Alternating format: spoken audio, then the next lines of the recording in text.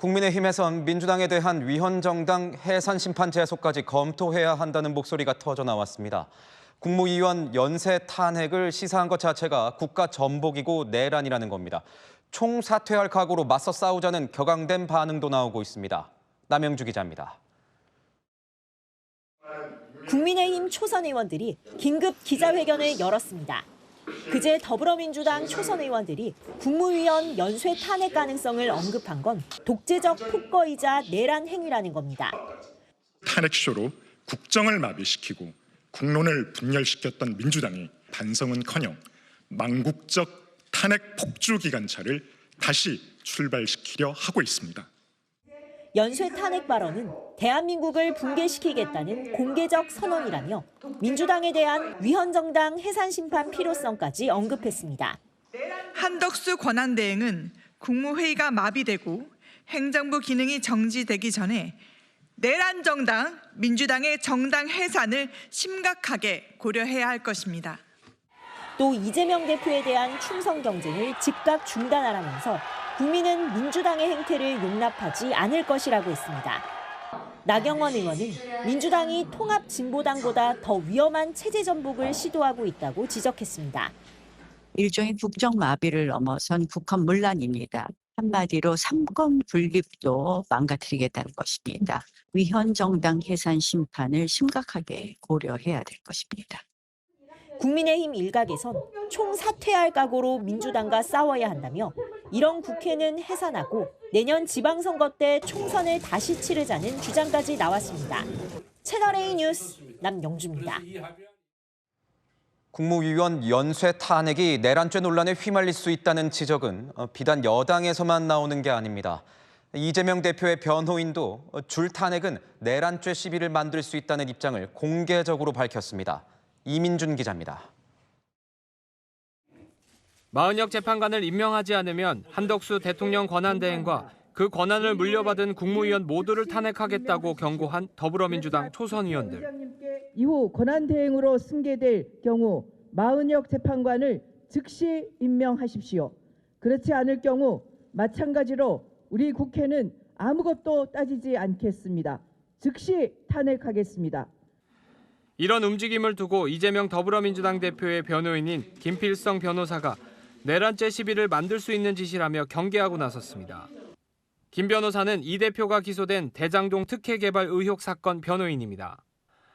김 변호사는 줄 탄핵을 주장한 사람들은 탄핵을 목적으로 국무회의 무력화를 명시적으로 말하고 있다며 국무회의 무력화 목적으로 탄핵을 다수 진행하는 것은 위력으로 헌법기관을 무력화하는 것이라고 우려했습니다.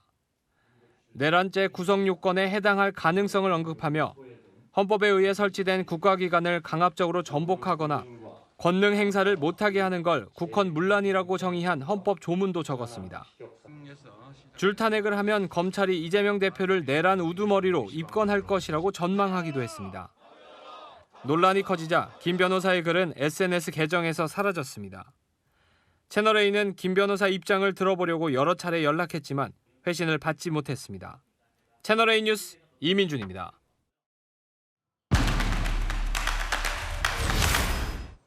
네, 아는 기자 법조팀 유주은 기자와 함께하겠습니다. 유 기자, 민주당 초선 의원들이 국무위원 연쇄 탄핵을 경고하고 나섰습니다. 이게 내란죄가 될 수도 있다 이런 지적이 나오기도 했는데 정말 내란죄가 성립이 됩니까?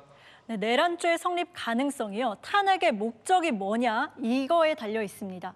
국회가 탄핵소추안을 통과시키면 국무위원은 헌재 선고 때까지 직무가 정지되죠. 이때 직무정지의 목적이 중요한데요. 만약 직무정지 목적이 국무회의 마비용이라면 내란죄 소지가 있다 이런 해석이 있습니다. 원래 직무정지는 국무위원이 헌법이나 법률을 중대 위반했을 때 하는 건데 국무회의 마비 그 자체가 목적이면 다른 얘기가 되는 거죠. 뭐가 다르다는 겁니까? 국무회의가요. 헌법기관이라서입니다. 국무회의는 행정부 최고심의기구로 헌법기관입니다. 헌법이 국무회의 심의를 거쳐야 한다고 규정한 업무만 17가지에 이르고요.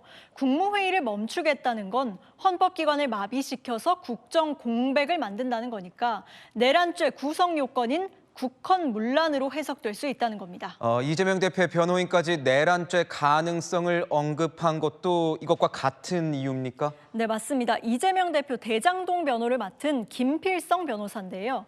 탄핵의 목적으로 국무회의 무력화를 명시적으로 말하고 있다. 이 대목이 바로 핵심입니다.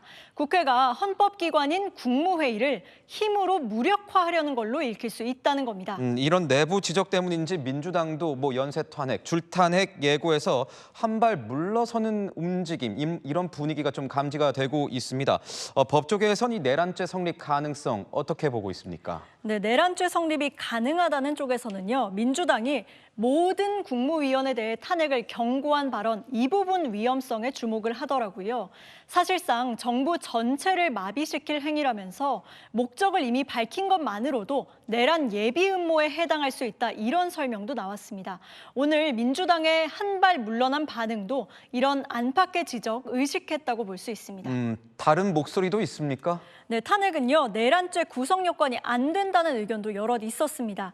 내란죄는 국헌문란 목적으로 폭동을 벌인 죄인데요. 헌법기관 무력화 목적 외에도 불법적 폭력이 동반돼야 한다는 겁니다. 국무위원 탄핵 남용이 정치적 책임 대상이 될 수는 있어도 불법적 폭력이 없다면 내란죄 적용까지는 무리라는 시각도 있습니다. 그래서인지 민주당은 이 국회법이 규정한 권한과 절차를 강조하고 나선 것 같던데 만약 이렇다면 문제가 없는 겁니까? 네, 그건 아니고요. 법에서 정한 권한이라도 남용을 했는지가 중요합니다. 적법 절차를 밟았다면 문제가 없다는 해석도 있지만 본래의 권한을 넘어서서 남용했다면 문제가 될 수 있다는 견해도 있었는데요. 한 법조계 인사는 국회법이 국무위원 탄핵권을 보장하고 있다지만 대통령의 비상계엄 선포권도 헌법에 적혀 있지 않냐, 이렇게 비유를 하더라고요. 법적 근거 여부뿐만 아니라 권한을 실제로 남용했는지가 내란죄 성립의 핵심이라는 겁니다. 네, 잘 들었습니다. 지금까지 아는 기자였습니다.